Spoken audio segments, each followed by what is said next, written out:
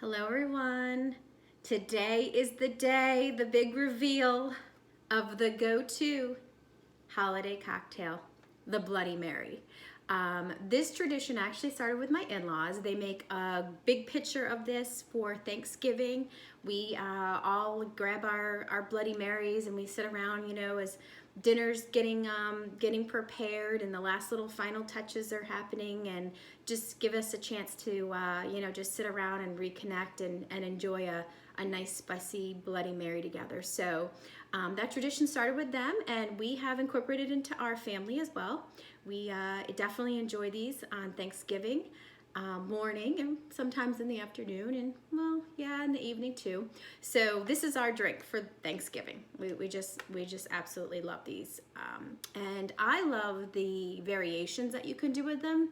And it's a great entertaining cocktail because as long as you have the base, the tomato base, and has good flavor, then your guests can add or make something spicier or more tangy, just based on what their preferences are. And you can have a really pretty spread of different stirs and little different garnishes. And I just think it's a fun cocktail to have for Thanksgiving, and it's almost kind of like a little appetizer before the big meal. So I don't know about you, but I tend to be really bad, and I try not to eat all day long until Thanksgiving dinner. So this is good to have a little snack here while you're enjoying your beverage, and it has a little consistency to it too. So let's get started. So what did I do?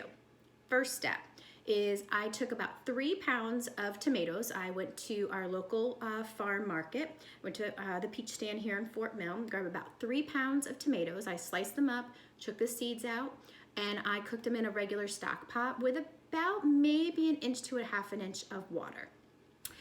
I seasoned them generously with salt and pepper, and I also added a little something that I don't know, it might be a little unexpected, but I added a little bit of dill. So probably about a tablespoon of fresh dill. I love dill. I love the smell of dill. I just think I like the tanginess of dill. So it's just a little unexpected, twist on the traditional Bloody Mary. But I added the dill and the salt and pepper when I cooked it down. And I just kept an eye on it, just looking for the tomatoes to really soften up and allowing the juices to kind of, release from the tomatoes. I took the cooked tomatoes, and I transferred that entire stock pot worth into my blender. And I blended it up on the highest speed, got a really good thin consistency, made sure things looked pretty smooth. And I transferred them to 2 mason jars. I was able to get 2 full mason jars of base.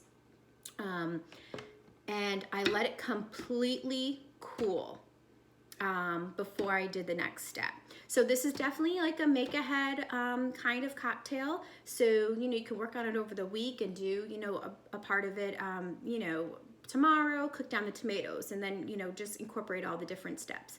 And I certainly think that the flavors really evolve more and more the longer that it sits. So if you can get this done earlier in the week, by Thursday on Thanksgiving, you're gonna have a really tasty cocktail. But if you can do it till the morning of, just at least give it a few hours so it's really cold.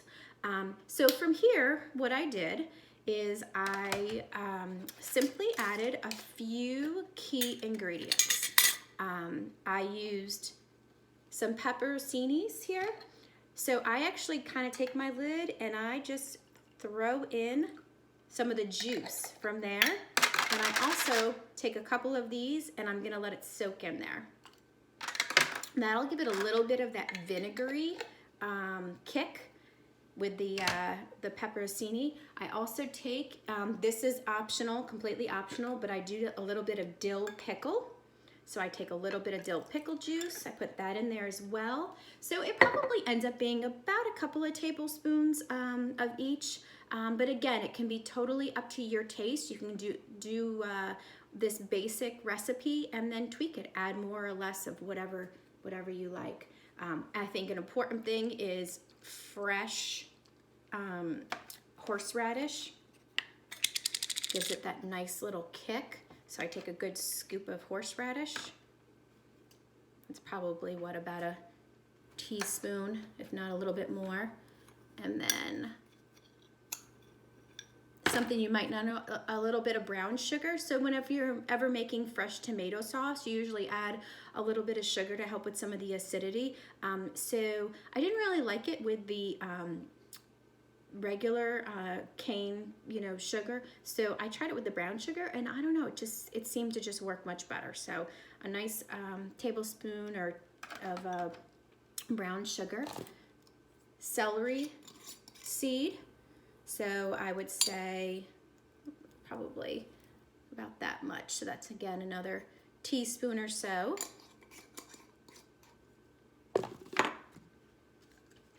About a splash of lime juice. So just a couple of squirts. And I'll save that. And Worcestershire sauce. About a tablespoon. Really want to get that in there. And I do about 12 shakes of just plain old Tabasco sauce. So 1, 2, 3, 4, 5, 6, 7, 8, 9, 10, 11, 12. There's a little extra. And then to top it all off, generous with the salt. So again, about a teaspoon. Pepper. I'm going to shake that on until I kind of see that the top of my, so probably a good 5 or 6 shakes there. Okay, and that is it. So what I'm gonna do is I'm going to shake this up real good. And I'm going to refrigerate this at least for a couple of hours before serving. So the good thing is the tomato base, like I said, it's already refrigerated. Now you've just got all of these flavors and these ingredients to go ahead and have just the flavors just kind of come out over time. So what you'll end up with is, here's my already mixed up one.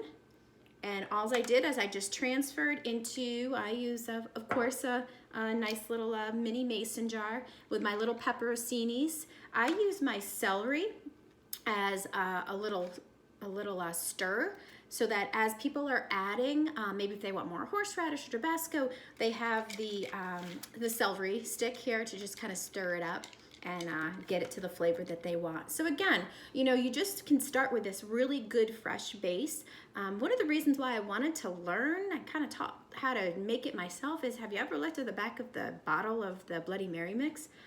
There's a lot of stuff in there, a lot of preservatives, a lot of sodium. So this is a way of kind of controlling and monitoring, what is in your drink. And it's just a nice, fresh, refreshing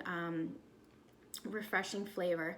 Another thing I do add is before, as I always do, a little extra squirt of lime. And what I did for my garnishes, when in the South, you use pickled okra. Got these again from the peach stand. I got myself some jalapeno stuffed olives. So I have a couple of those floating down in here too. And of course I said the pepperoncini, I have them there, and I just attach them nicely to my celery stick, and bon appetit. Here it is. And just to show you, I am wearing, of course this is sponsored by Color Street, I am wearing When in Vegas on my nails, and on my pointer finger I have a little Sahara jewel, just a little extra bling there, just to mix things up. And the links to my Color Street page for this color will be in the comments. And just to take a couple of seconds just to thank you all for the orders, the interaction on the VIP page, just all the great conversations. And it's really, I just am very, very grateful and thankful to all of you being able to reconnect with, new friends, old friends. It's just been really great. So thank you very much for kicking off my holiday season on a great note. And I hope you all enjoy your families and you all have a wonderful, wonderful Thanksgiving.